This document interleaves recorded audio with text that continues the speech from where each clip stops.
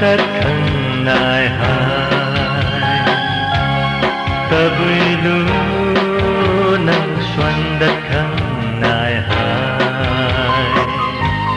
along pian mấy lật aju sa xuân lâu tân thi kỳ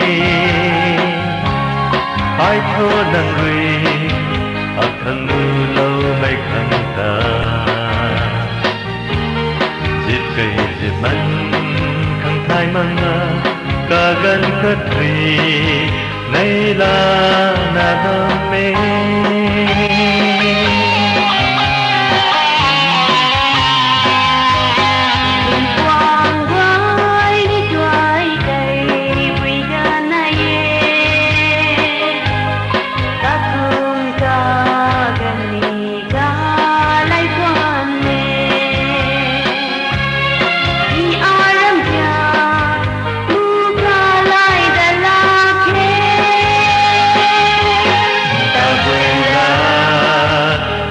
sa đất khăn nai hai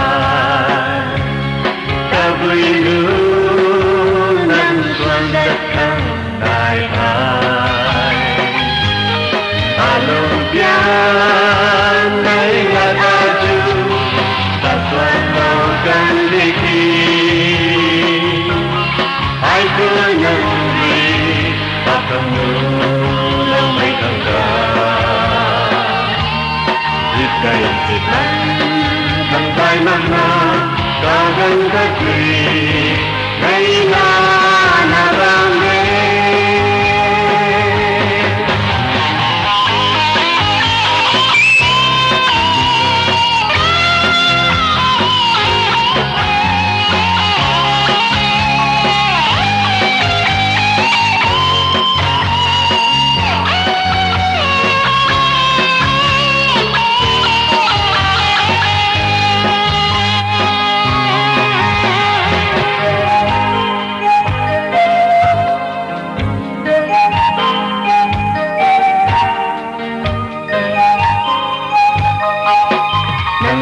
ta thiên nhiên là nung trong văn ni ngon na cùng sầu tao na băng khăn ngày la na pha ra tay sông trăng ni cả quê ta nắng xa đất khăn nai hai vui lu nắng xuân đất khăn nai hai along pian mấy lần ai chu ta xuân lâu gần đi kỳ ai cứ nhận người không nu lâu mấy khăn ta dịp cây dịp nắng không bay mất ca gần cất thủy